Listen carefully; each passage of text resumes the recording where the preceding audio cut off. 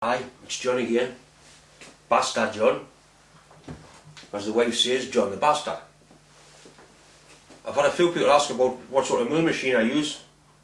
Basically, it's a Chester milling machine. It's a Chinese milling machine. It's classed as a 626 mill.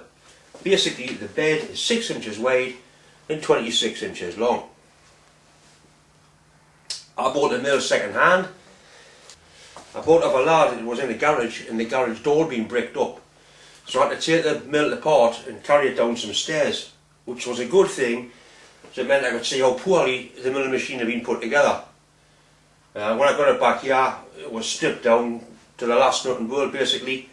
Every nut and bolt was replaced because they were shite. There was a few bearings replaced, one or two bits lapped in, hand scraped, put together properly, the way it should have been put together in the first place.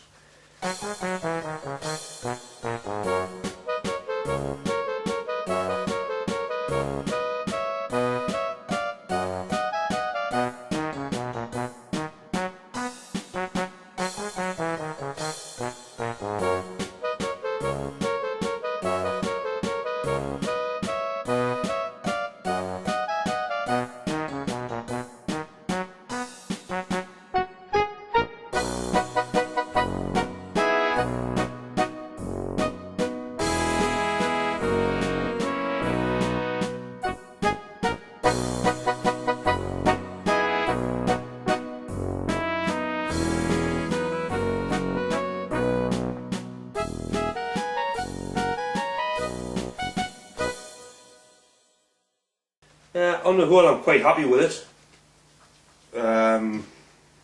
I've done one or two modifications to it. The first big modification, I put a 5-inch riser block in here.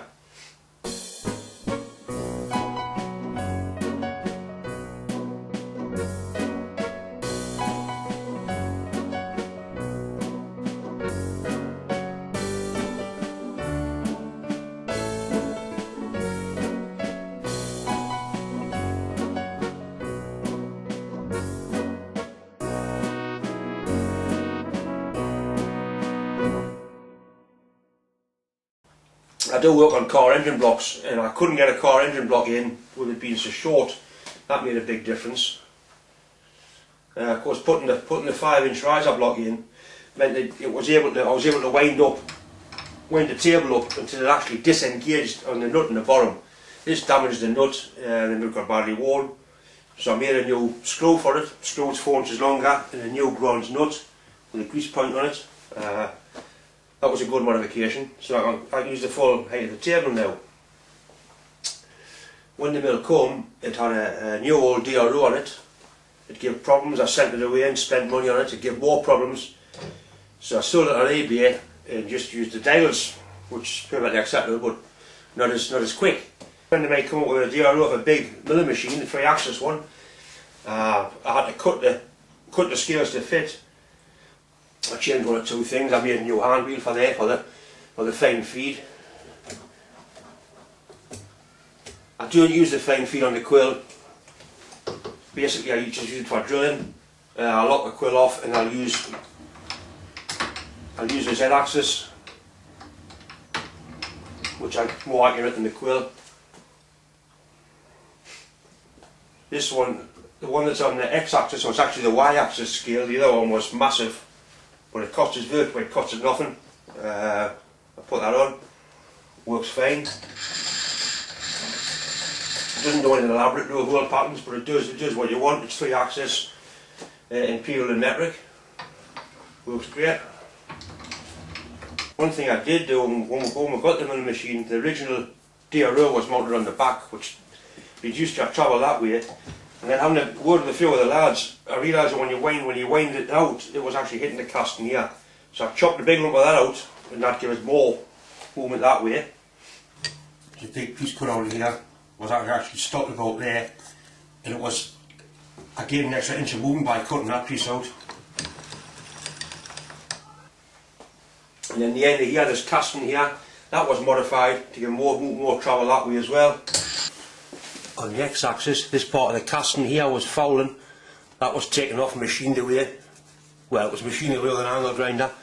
And that allows it to slide in, even more travel that way. Yeah, because that used to hit, now it goes all the way in. That's 2 inches of travel.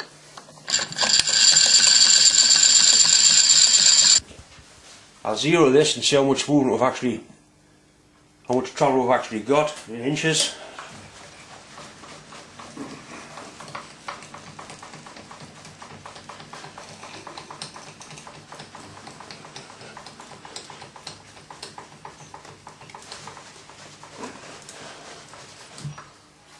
£173mm, 6.8 inches. I think it had 5 when I bought it. Try the x-axis.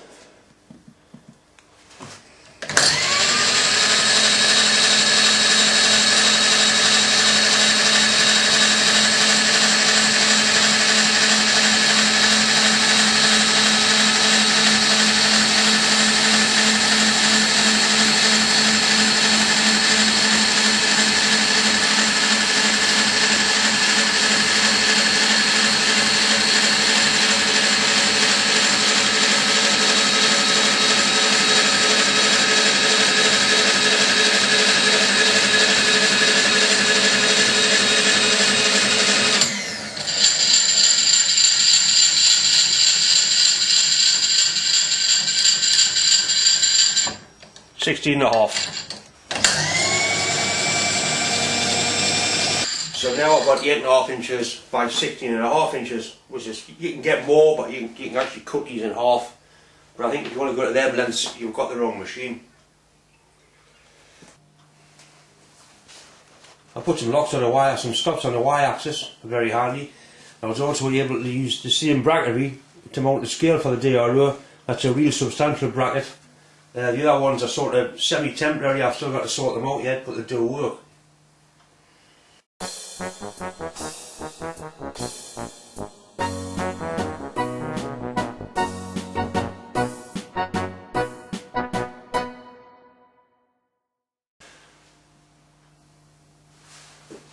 You can see the power feed.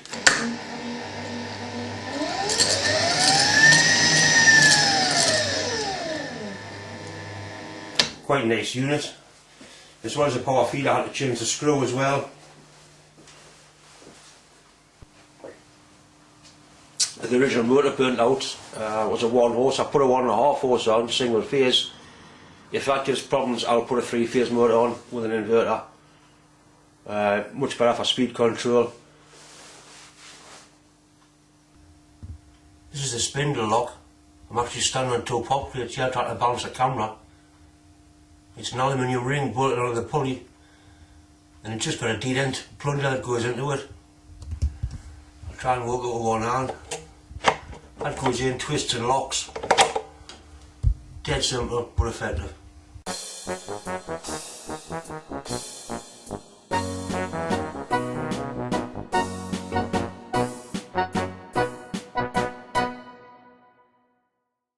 Spindle lock. There's actually four holes. Locks in, loosen it off. Done it. That's quite a handy tool. Just a socket that fits a drawbar, a bit of steel tube, and a bit of copper pressed into the end. Saves damaging things. Drawbar, 7/16 UNF. I made a brass bush for the top.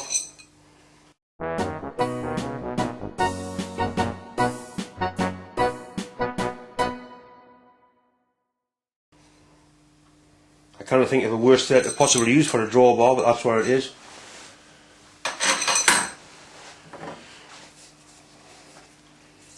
I do like me cheap and cherry keyless drill chucks. I've got a full set of collets for this. It's actually R8. I've had it to bits, I've had it stripped down. Actually the bearings in here are quite good quality bearings.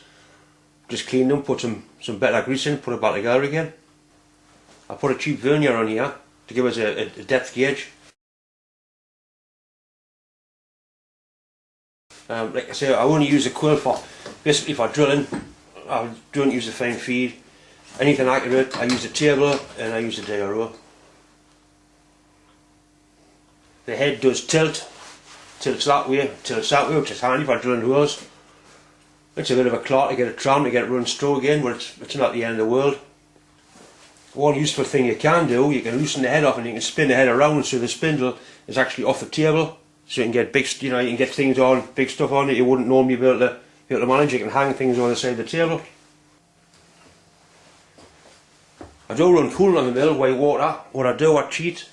I've got a PCL coupling on the white water feed on my lathe. That plugs onto there. When the water's on, it runs through a tube off here, into a gallon can. When the can's full, I pour it back into the lathe. You generally forget it's running and the can pisses all over your feet, but it does work. It says putting a coolant pump on here. I try to put bits of plate on it to try and contain the coolant as best I can, but it works quite well. It's not so good when you're using the lathe and you turn the white water on and you don't understand what's happening until you look across here and find the water's pissing all over the floor. Anyway, that's happened on one or two occasions.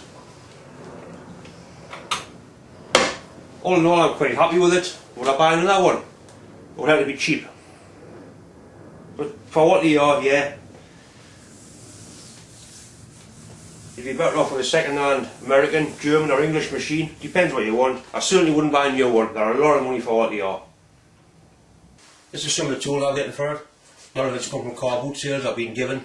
Other things I've bought.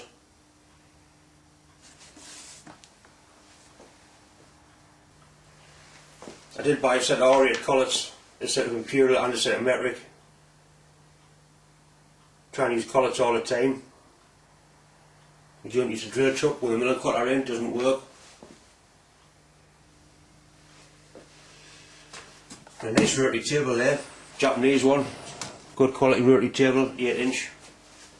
Slightly on the big side, but I've managed with it alright. Without having the riser block in, I would struggle to use that. It's Imperial as well, that's another thing I like about it. Not that it matters if a DRO, you can switch metric Imperial, makes no difference. But the R8 is graduated Imperial, within 25 thou turn, 1/8 of an inch a turn, old school. Thanks for watching.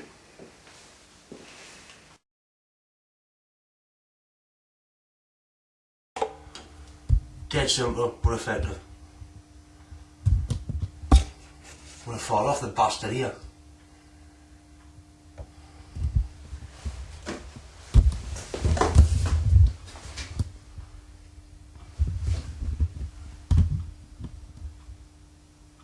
It's very good.